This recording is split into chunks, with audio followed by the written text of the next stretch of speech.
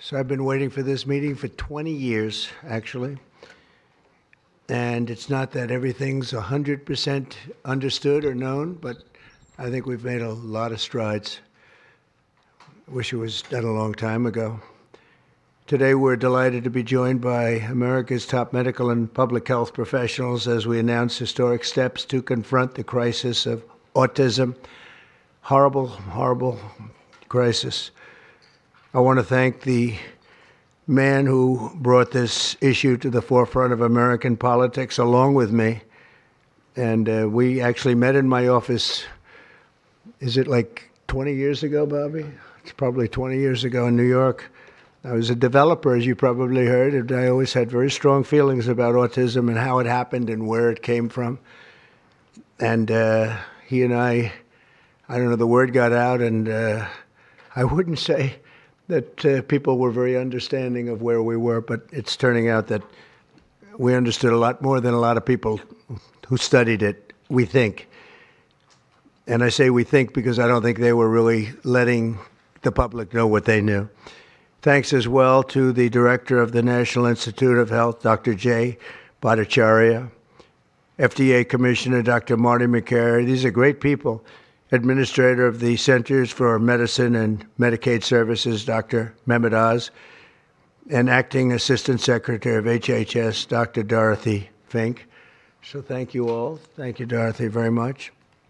The meteoric rise in autism is among the most alarming public health developments in history. There's never been anything like this.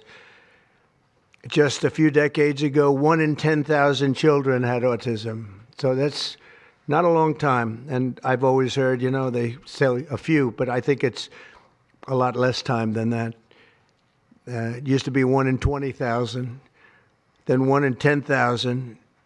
And I would say that's probably 18 years ago.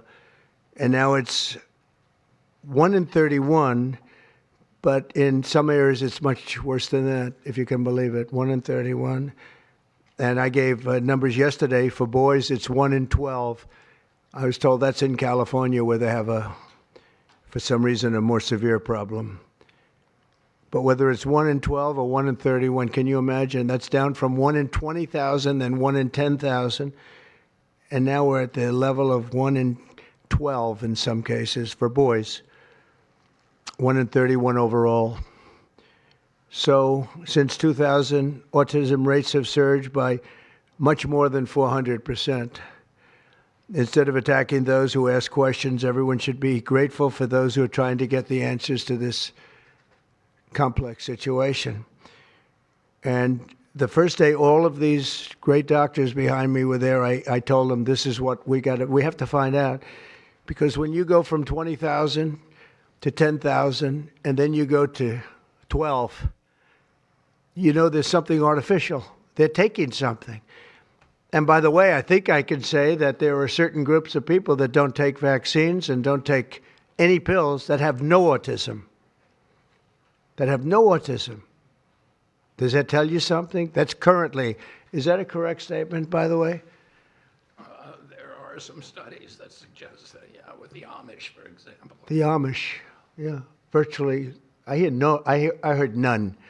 See, Bobby wants to be very careful with what he says, and he should, but I'm not so careful with what I say. But you have certain groups. The Amish, as an example, they have essentially no autism. First, effective immediately, the FDA will be notifying physicians that the use of let's see how we say that. Acetaminophen. Acetaminophen. Is that okay? Which is basically commonly known as Tylenol during pregnancy, can be associated with a very increased risk of autism. So taking Tylenol is not good. All right, I'll say it. It's not good. For this reason, they are strongly recommending that women limit Tylenol use during pregnancy unless medically necessary. That's, for instance, in cases of extremely high fever, that you feel you can't tough it out, you can't do it. I guess there's that. It's a small number of cases, I think. But if you can't tough it out, if you can't do it, that's what you're going to have to do. You'll take a Tylenol, but it'll be very sparingly. It can be something that's very dangerous to the woman's health. In other words, a fever that's very, very dangerous, and ideally a doctor's decision, because I think you shouldn't take it. And you shouldn't take it during the entire pregnancy. They may tell you that toward the end of the pregnancy, you shouldn't take it during the entire. And you shouldn't give the child a Tylenol every time he's born and he goes and has a shot. You shouldn't give a Tylenol to that child. All pregnant women should talk to their doctors for more information about limiting the use of this medication while pregnant. So ideally, you don't take it at all. But if you have to, if you can't tough it out, or if there's a problem, you're going to end up doing it. The other thing that I can tell you that I'll say that they will maybe say at a little bit later date, but I think when you go for the shot, you do it over a 5-time period. Take it over 5 times or 4 times, but you take it in smaller doses and you spread it out over a period of years. And they pump so much stuff into those beautiful little babies. It's a disgrace. I don't see it. I think it's very bad. They're pumping, it looks like they're pumping into a horse. You have a little child, little fragile child, and you get a vat of 80 different vaccines, I guess, 80 different blends, and they pump it in. So ideally, a woman won't take Tylenol. And on the vaccines, it would be good instead of one visit where they pump the baby, load it up with stuff, you'll do it over a period of 4 times or 5 times. I've been so into this issue for so many years just because I couldn't understand how a thing like this could happen. And it's artificially induced. It's not like something that when you go from all of those, healthy babies to a point where I don't even know structurally if a country can afford it. And that's the least of the problems. To have families destroyed over this is just so terrible. I also, and we've already done this, we want no mercury in the vaccine. We want no aluminum in the vaccine. The MMR, I think, should be taken separately. This is based on what I feel, the mumps, measles, and all the 3 should be taken separately. And it seems to be that when you mix them, there could be a problem. So there's no downside in taking them separately. In fact, they think it's better, so let it be separate. The chicken pox is already separate because when that got mixed in, I guess they made it 4 for a while, it really was bad. So they make chicken pox. Individually, they're okay. When you mix them, something maybe happens. So there's no downside in doing it. It's not like, if you do it, bad things. No, it's only good side. And it may not have that much of an impact, but it may have a big impact. So let those be taken separately. And then hepatitis B is sexually transmitted. There's no reason to give a baby that's almost just born hepatitis B. So I would say wait till the baby is 12 years old and formed and take hepatitis B. And I think if you do those things, it's going to be a whole different, it's going to be a revolution in a positive sense in the country. The FDA will be updating the label of an existing drug to reflect potential benefits in reducing some autism symptoms. This gives hope to the many parents with autistic children that it may be possible to improve their lives. That's one of the things that I'm very, very happy about. I mean, this was mostly going to be on how not to have the child affected, but we've learned some pretty good things about certain elements of genius that can be given to a baby, and the baby can get better, and in some cases maybe substantially better. Not going to be easy, but be a lot easier if it didn't happen in the first place, as these great parents fully understand, right? They fully understand. I feel so terribly I have so many friends with autistic children. It's just it's a tough situation. Finally, to help reach the ultimate goal of ending the autism fever, the NIH will be announcing 13 major grant awards from the Autism Data Science Initiatives. And to be honest with you, to me, that's the least important. It's not even a money thing at this point. There's so much money, but they have to do, and they have to move quickly. When the alternative is that nothing bad can happen, let's do it now. I was just saying to Bobby and the group, let's do it now. Nothing bad can happen. It can only good happen. But with Tylenol, don't take it. Don't take it. And if you can't live, if your fever is so bad, you have to take one because there's no alternative to that. Sadly, first question, what can you take instead? It's actually, there's not an alternative to that. And as you know, other of the medicines are absolutely proven bad. I mean, they've been proven bad with the aspirins and the Advils and others, right? And they've been proven bad. So I'd like to ask Bobby to get up to the podium and say a few words, and then Dr. Bhattacharya and Dr. McCary, Dr. Oz, Dr. Fink, followed by two incredible mothers that have experienced firsthand what this country is going through, what parts of the world are going through. And I will say there are parts of the world that don't take Tylenol. I mean, there's a rumor, and I don't know if it's so or not, that Cuba, they don't have Tylenol because they don't have the money for Tylenol, and they have virtually no autism, okay? Tell me about that one. And there are other parts of the world where they don't have Tylenol, where they don't have autism. That tells you a lot. And I want to say it right now. And, you know, the way I look at it, don't take it. Don't take it. There's no downside in not taking it. So I'd like to ask Bobby to come up and say a few words. I hope I didn't ruin his day, but that's the way I feel. I've been very strong on the subject for a long time. You know, life is common sense, too. And there's a lot of common sense in this, and I wish things like this were brought up. And this group has worked so hard on it, but I'd like to be a little bit more, a little speedier in the process of a recommendation, because there's no harm in going quicker. There's absolutely no harm. At worst, there's no harm. Thank you very much. Bobby, please. Thank you, Mr. President. To meet the President's challenge, I ordered HHS to launch an unprecedented all-agency effort to identify all causes of autism, including toxic and pharmaceutical exposures. At President Trump's urging, NIH, FDA, CDC, and CMS are turning over every stone to identify the etiology of the autism epidemic and how patients and parents can prevent and reverse this alarming trend. We have broken down the traditional silos that have long separated these agencies, and we have fast-tracked research and guidance.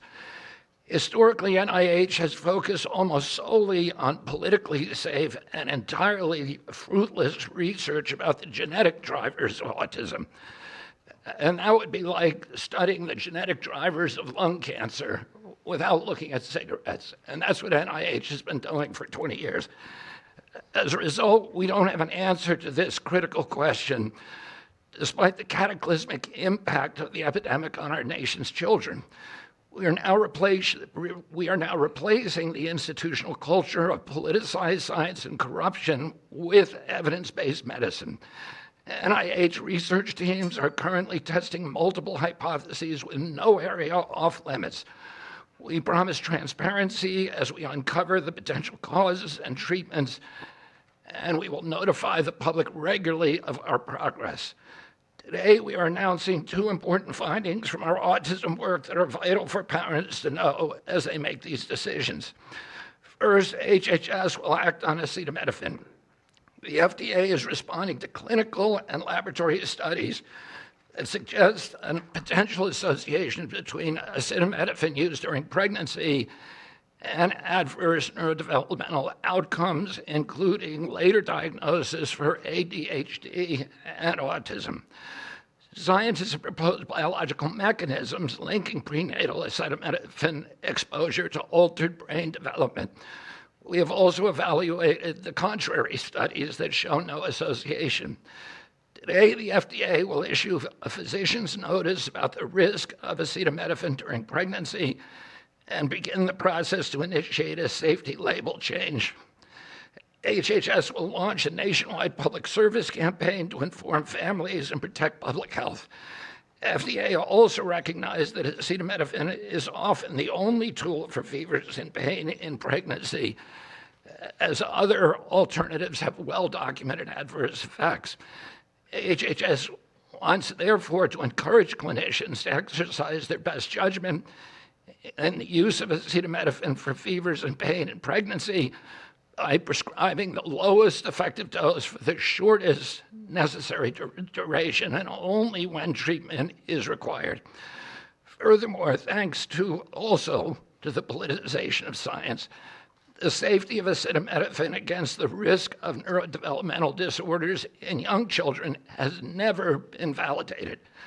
Prudent medicine, therefore, suggests caution in acetaminophen use by young children, especially since strong evidence also has associated it with liver toxicity. Some studies have also found the use of acetaminophen in children can potentially prolong viral illnesses.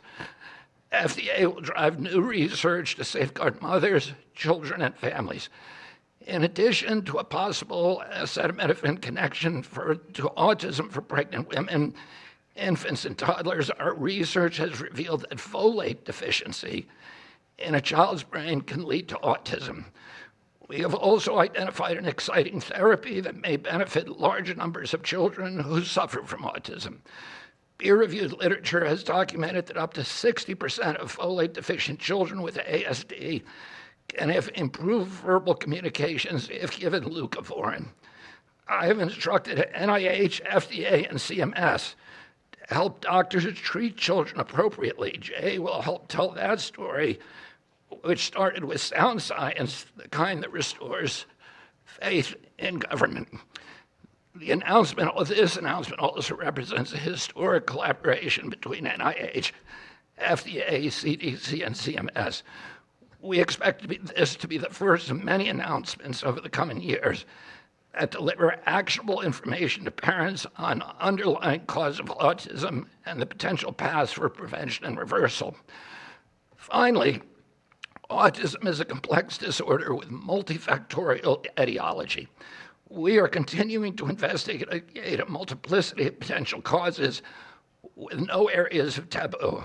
One area that we are closely examining, as the President mentioned, is vaccines. Some 40 to 70% of mothers who have children with autism believe that their child was injured by a vaccine. President Trump believes that we should be listening to these mothers instead of gaslighting and marginalizing them like prior administrations. Some of our friends like to say that we should believe all women. Some of these same people have been silencing and demonizing these mothers for 3 decades because research on the potential link between autism and vaccines has been actively suppressed in the past. It will take time for an honest look at this topic by scientists. But I want to reassure the people in the autism community that we will be uncompromising and relentless in our search for answers. We will perform the studies that should have been performed 25 years ago. Whatever the answer is, we will tell you what we find. We are researching this issue to all 3 agencies. Jay will discuss one of our research initiatives at NIH. This model of unleashing unbiased, depoliticized, gold standard scientific research and academic freedom to deliver actionable information to prevent and reverse disease will be a model for the framework to deliver similar results for many other chronic conditions that plague